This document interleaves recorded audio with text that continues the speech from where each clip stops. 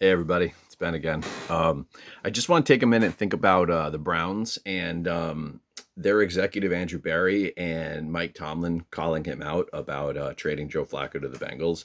And I just want to actually take a moment and think about this season, sort of off season through the season, and think about actually what masterful chess Andrew Berry's been playing through this entire situation. I know as the global freak out that everybody's supposed to, if you ever watch the media and kind of things, you notice how there's only like a narrative that like everybody's supposed to have, and then they just regurgitate it over and over. You know what I mean? Shedeur, how dare they? How dare they? How dare they? In time, hopefully he'll get to play. I think he'll do well when that time comes if he's put in the right situation.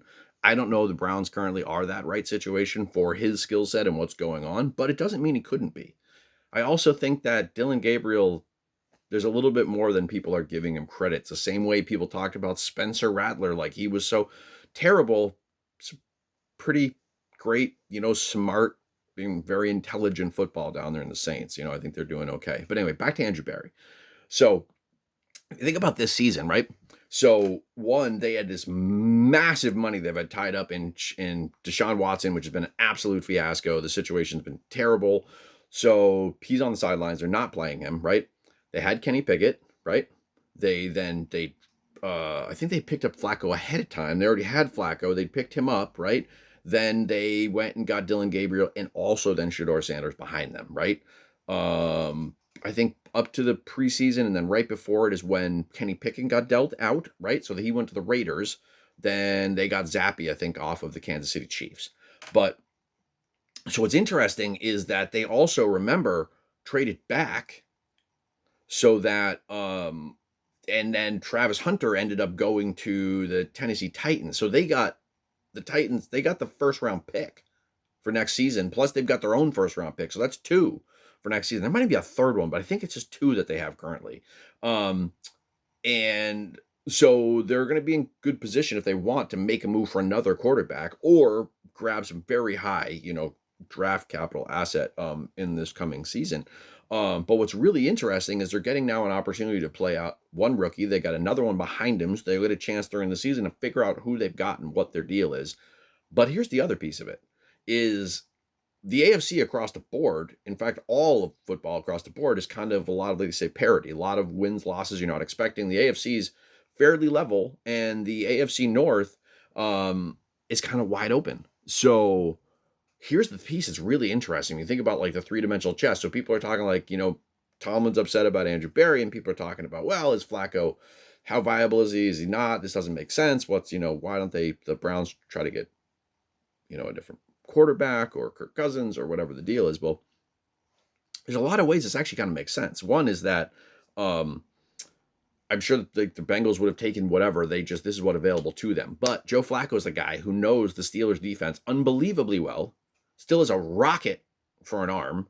And he's smart. He knows how to pick defenses apart. He kind of is still Favre kind of hero ball guy, you know what I mean? And he's a statue kind of in the pocket. So with the line, it's, we'll see. But here's the piece is that for Andrew Berry, so he basically was at a point where he's like, okay, I don't really need Flacco's services anymore. But what he could do for services to really help our team is go beat a division rival twice for us. Because we think we got him. Like, we think that, whatever he's going to show us or whatever the Bengals are going to show us with Flacco, we think we can deal with it or whatever. Or even if we lose, like basically for them, the more that they lose, they win because they got a higher draft pick, right? But more smartly is if they stay about middle, if they can win a few more games themselves, now the Browns, plus if Flacco can go beat the Steelers a couple times for him, with the way the Ravens records, everything else, I mean, 500 is about probably where you need to be to get potentially win their division. Who knows? So, I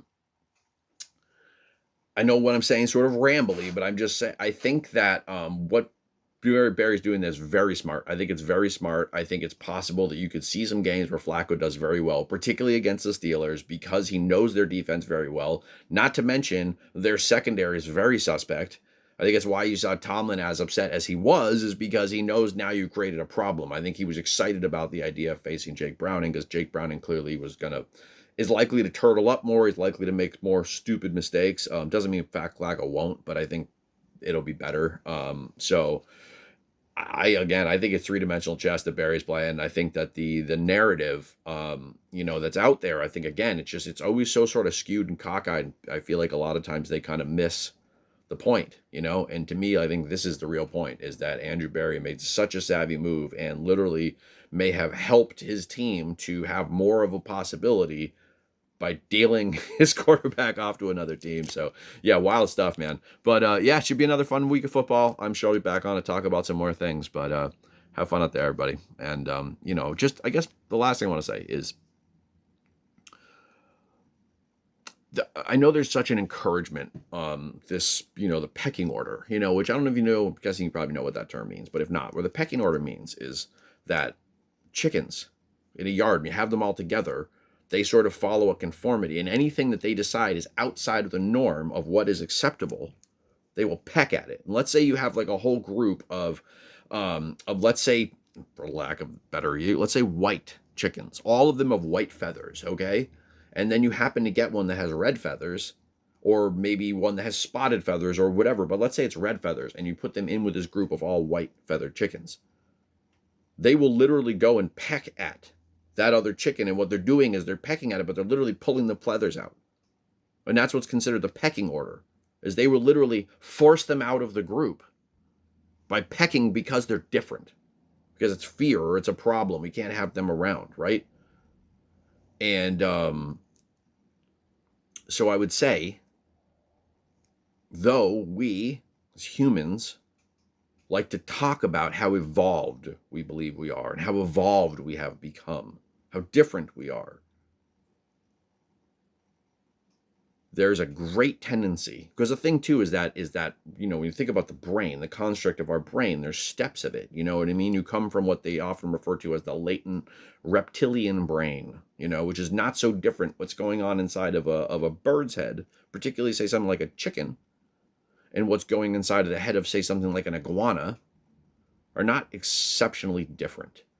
And they live very much in what you refer to as that fight or flight state, and our brains have the ability to stay back there, to live in that latent place of fight or flight.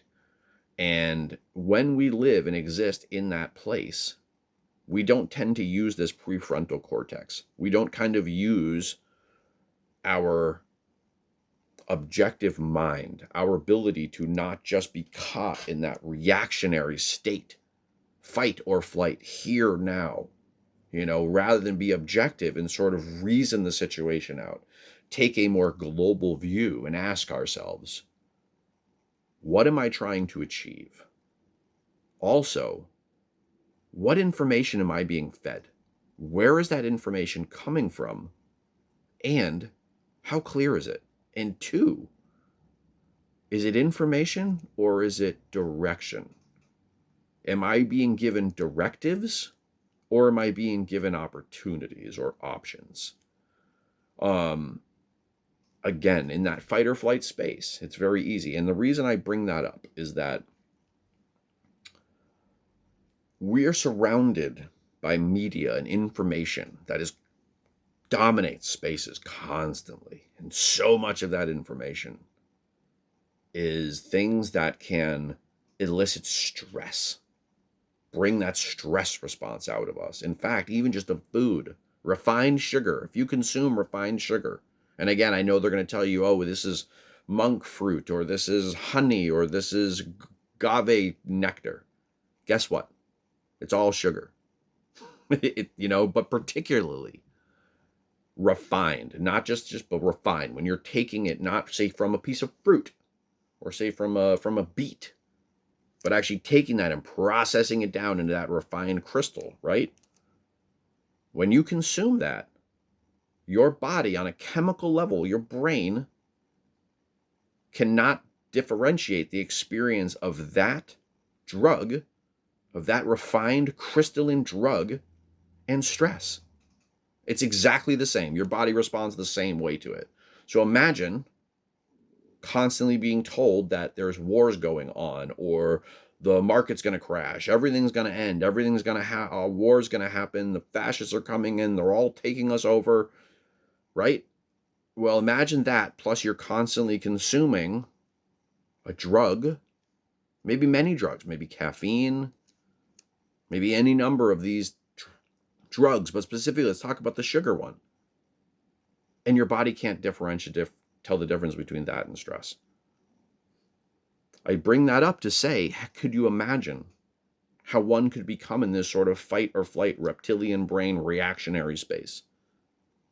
Sort of like that on tilt thing I was talking about in that other video. Well, could we see how potentially culturally that could become sort of a sensation where we sort of become like those chickens in the yard, following some pecking order, trained to attack things in a particular way, but not because we're using our upper reasoning, but because we're being told, directed at things and used like a weapon.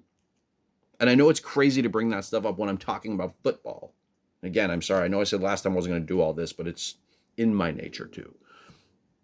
The reason I say it is in the same way as even with things like sports, even when it is football, when it's the guys on the check the mic from the 33rd team, Steve Palazzolo and them, I think I'm mispronouncing his name. I do apologize. But when you hear them talking and they talk about the shouty shows, these various guys who come on and they scream at the top of their lungs, making these loud pontifications, this, exact, like the wrestling, the WWE or WWF, whatever they call it now, like that wrestling format of everything, the sensationalized thing,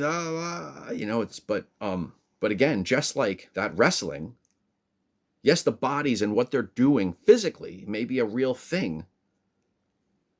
It's all telegraphed. It's all planned out. It's all structured in a way to deliver a particular narrative so that you form a particular opinion, but it's all been planned out ahead of time. And what's wild is when you already have this contract, particularly like wrestling, where you've decided to say, oh yeah, I know this is fake. I know the outrage and the things you're showing and the thing is fake, but I've decided to take that, suspend my ability to recognize this as fake and then take it as truth. Well, in the same way that could happen in wrestling, could that not be going on other places in the world, even just in the lens of how we talk about sports or talk about football or talk about a team or talk about the moves a team is making relative to the desired cultural narrative? Oh my gosh, you not taking Deion Sanders' son and making him the most important thing, or you not spending your time making moves that 100% conform with whatever standard isn't being put out there, that somehow that doesn't make sense, and is somehow illogical, or moreover, is not really worth being reported on unless it's about Jerry Jones in Dallas, or unless it's about apparently everything that has to do with the Kansas City Chiefs or but again, all these things are great and interesting and wonderful. And I feel like I kind of lost the thread of what I was trying to make, and I apologize. Somewhere, hopefully sandwiched within this, there is some information worth finding and points, but my bring it back sort of is just to say that there's been so much discussion about the unintelligent or unwise moves or questioning what's going on with the Browns and what Andrew Berry is doing. And I think myself, when I stepped back and rather than hearing that story I was supposed to be telling, or the one I was supposed to hear, and looked at the situation objectively myself, I think it's very smart and interesting moves that Andrew Berry is making, and I'm impressed by it. And it's just another reason, I think, for myself to say, maybe I want to question the norm. Maybe I want to question the standards. Maybe I want to question how it is that I'm being told to look at things and how it is that I'm being told to interact with things. and then choose to interact with them the way I feel is best. And from that space, feel slightly more informed and also slightly more measured. Take a little bit more time. Maybe even plan out what I'm going to say before I make a video like this and just spit perhaps disjointed nonsense at my phone. But I've been thinking, and the choice I've made is for videos like this. I don't want to do that. Same as, caught me on a day where I have not jumped myself in the shower yet, but I'm listening to Mina Kimes, and she's talking about the situation with the Browns, and this thought popped into my head, and I said, well, you know what? I guess we'll go ahead and share this. So if you're listening, I appreciate it. If you follow, I appreciate it. If you like, I appreciate it. All those great things, and I promise to give more. I actually was awesome. Somebody commented yesterday. We got to have a little conversation, so that was super cool. I always wonder, is anybody even watching or listening? But at the same time, it's just fun to talk. It's fun to interact. I'm really excited to see what the next steps will be, and I'm excited to watch this community grow more, and all these great stuff. So have an awesome rest of your day. Looking forward to a fun week of football ahead of us. I think we got the Bengals and the Bengals and the Steelers tonight, so this should be fun. Battle of the geriatrics. Aaron Rodgers and Flacco. I think it should be very fun. Yeah, just to make a prediction, I think the Bengals are going to surprise everybody. So, but we'll see, because I will say the Bengals' run defense is suspect at best. And particularly, they seem to struggle most with sort of pass catching backs. And since Steelers have two of them that have been very effective, and Rodgers just dump. So the ball out quick. But we'll see. If Flacco can get any time in the pocket, I mean, he may light it up tonight. Both Chase and Higgins may both have like huge games. So we'll see. Anyway, have a fun one. Take it easy. Talk to you next time. Bye.